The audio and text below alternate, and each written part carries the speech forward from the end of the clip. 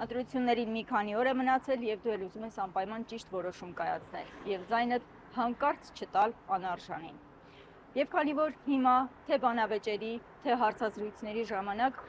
գիտակցված միտքը խեղդվում է հայհոյանքների եւ անբովանդակ ինչ-որ աղմուկի մեջ,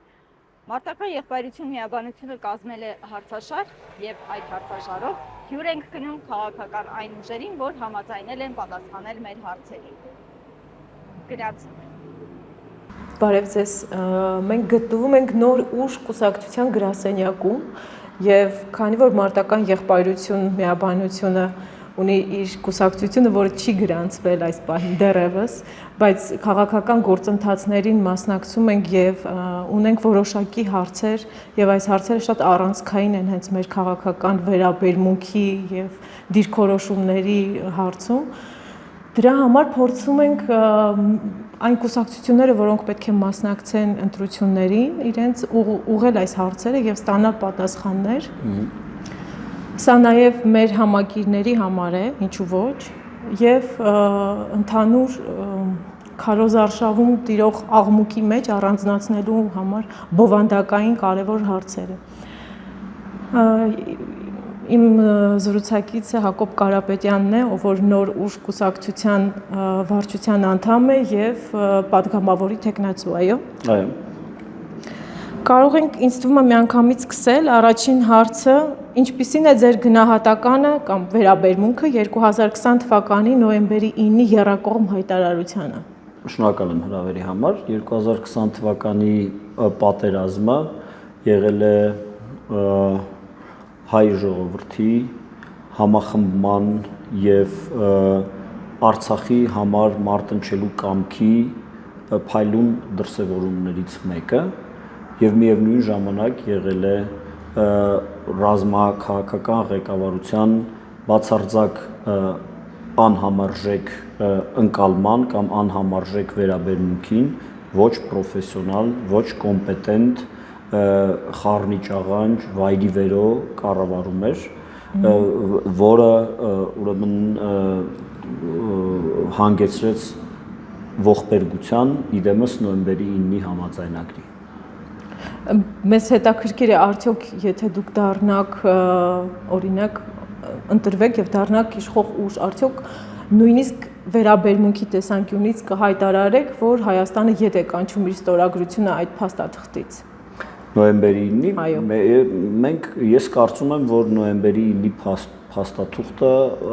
ակտուալ չէ, արդիական չէ, որովհետեւ դրանից հետո գործընթացներ են տեղի ունեցել եւ այս պահի դրությամբ սեղանին դրված է 25 թվականի օգոստոսի 8-ի փաստաթղթերը, որոնք ի տարբերություն նոյեմբերի 9-ի իհարկե նրանք էլ դեռ ստորագրված չեն եւ առավել եւս վավերացված չեն, բայց նրանք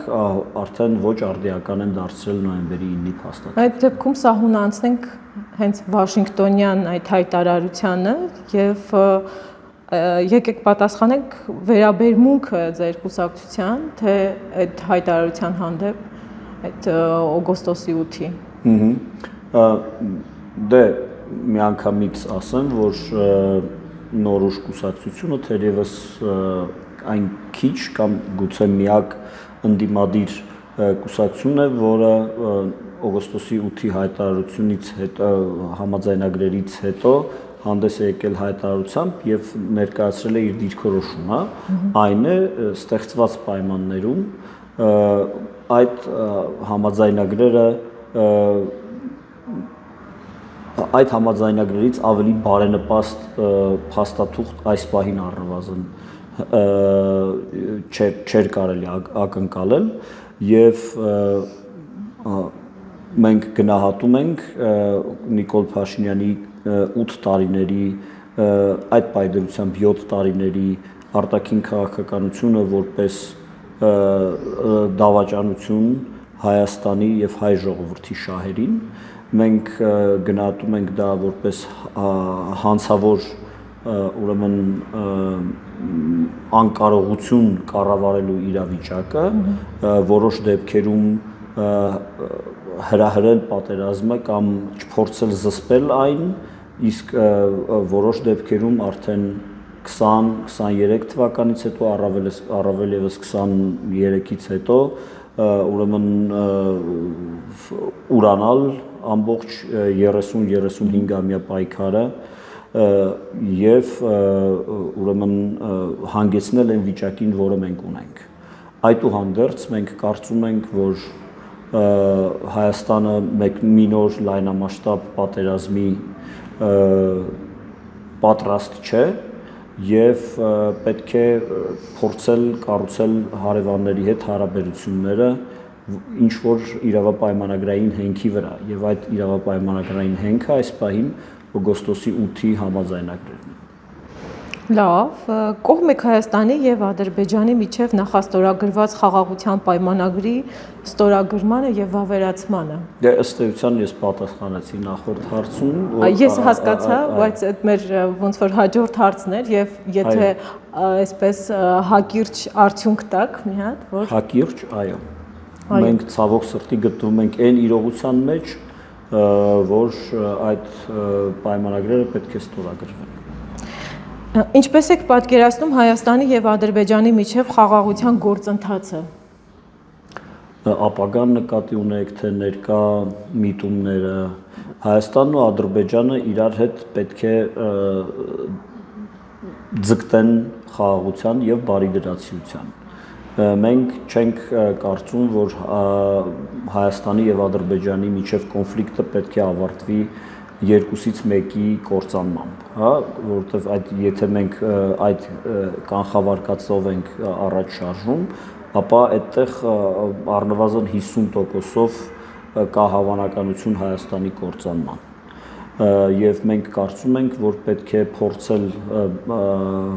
փորձել այս փուլում բարիդրացիական այս փուլում իհարկե տանելի հարաբերություններ ստեղծել Ադրբեջանի հետ, ձգտելով հեռանկարում երկու երկրների եւ ժողովուրդների հաշտեցմանն ու խաղաղ համակեցությանը։ Արցախի էջը ձեզ համար փակված է։ Արցախի էջը մեզ համար փակված չէ, որովհետև Արցախի ժողովուրդը ինչպես 1988 թվականի փետրվարի 20-ին, այնպես էլ 2026 թվականի այսօրը, երբ տեղի ունենում այս հարցազրույցը, Արցախի ժողովուրդը ունեցել է իր հողում արժանապատիվ եւ անվտանգ ապրելու անկախտելի իրավունք։ Եվ կողմ եք թե դեմ առաջիկա սահմանադրական փոփոխություններին։ Ես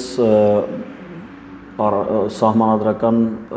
փոփոխությունների նախագիծը չեմ տեսել եւ չեմ կարող ասել կողմ եմ թե դեմ։ Համենայն դեպս, եթե դատենք այն քննարկումներից, որոնք կան այս շրջանում եւ եթե պարզունակացնենք եւ ասենք, որ